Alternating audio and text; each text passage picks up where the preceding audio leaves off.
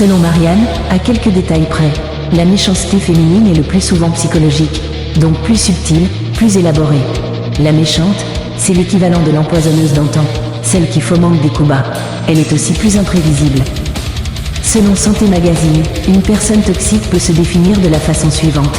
Il s'agit d'un individu qui empoisonne l'existence d'une personne ou d'autres personnes, qui met mal à l'aise en sa présence, auprès duquel on ne se sent pas aimable, dit Virginie Méguelet, psychanalyste. Top Santé, elle possède un intérêt très élevé de sa propre personne, et elle veut rester au centre de toutes les attentions. Une personne toxique a tendance à rechercher les situations dramatiques, et à exacerber les émotions qui les accompagnent. Elle est souvent dans la recherche conflictuelle. Voici la définition du mot conflictuel, qui constitue une source de conflit. Selon Evolutis Formation, elle se caractérise par ce type de comportement. L'agressif ne respecte pas les droits de l'autre. L'agressif rabaisse l'autre, il se moque, il ironie. L'agressif utilise la peur, il intimide, menace. Voici la définition du mot moquerie, action, habitude de se moquer. Psychologue.net. Certaines personnes utilisent l'ironie et la moquerie pour se créer un cercle relationnel basé sur la crainte, se donnant une image de force. Souvent cette attitude de persécuteur devient pathologique, se traduisant par de la manipulation relationnelle.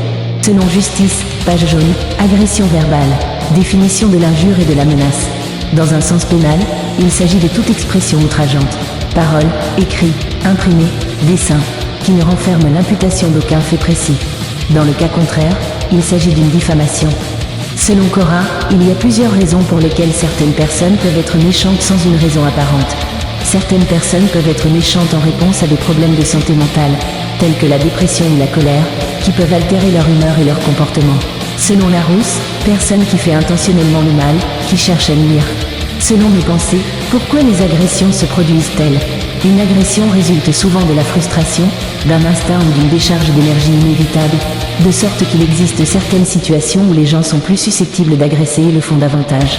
Selon Espace Entreprise, il y a différentes raisons qui poussent les gens à harceler. Rabaisser quelqu'un te permet de te se sentir supérieur à lui, ou même plus fort. Ce sentiment de puissance te réconforte, te donne même du plaisir. Il permet de te rassurer toi-même. Selon Ministère de l'Éducation nationale, les conséquences du harcèlement peuvent être graves et perdurer à long terme. Isolement, perte de l'estime de soi, baisse des résultats scolaires voire décrochage, profond mal-être, troubles du comportement alimentaire, conduite suicidaire, etc. Fr. Quelle que soit la forme qu'il prend, le harcèlement est un délit d'acte interdit par la loi et puni d'une amende ou d'une peine d'emprisonnement inférieure à 10 ans qui porte atteinte aux droits fondamentaux de la personne qui le subit. Selon Dictionnaire, psychologie, personne souffrant d'un trouble de la personnalité, trouble souvent caractérisé par une tendance générale à l'indifférence vis-à-vis des normes sociales et aux codes culturels ainsi qu'aux émotions et aux droits des autres, et par un comportement impulsif, mais pas forcément violent. Selon Kern, très souvent, les individus ne respectent pas les normes légales parce qu'ils obéissent à un autre type de normes, sociales ou morales, par exemple. C'est pourquoi, en règle générale, les personnes non respectueuses ne perçoivent pas leurs actes comme relevant d'un comportement répréhensible. Selon Justice, page jaune, le préjudice moral englobe les souffrances intangibles subies par les victimes, telles que la perte d'affection, la honte ou la diffamation.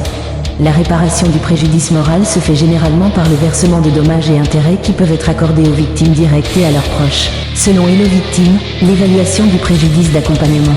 Il revient aux médecins experts et aux médecins conseils accompagnant la victime et la famille d'établir dans le rapport d'expertise ce poste de préjudice sur la base de la gravité des séquelles d'une part et de la communauté de vie constatée. Selon Wikipédia, les séquelles à long terme du trauma psychique consistent essentiellement en une dissociation binaire généralisée de la pensée et du comportement, qui fait osciller ceci entre deux excès contraires, ce qui amène à la fois à des dichotomies cognitives radicales et à des dissociations comportementales. Selon Babonneau et associés, avocats pénalistes, le préjudice moral correspond au choc psychologique et à la souffrance morale endurée par la victime à la suite d'une infraction. Il est très difficile à évaluer et il n'existe pas de règles en la matière pour procéder à son chiffrage.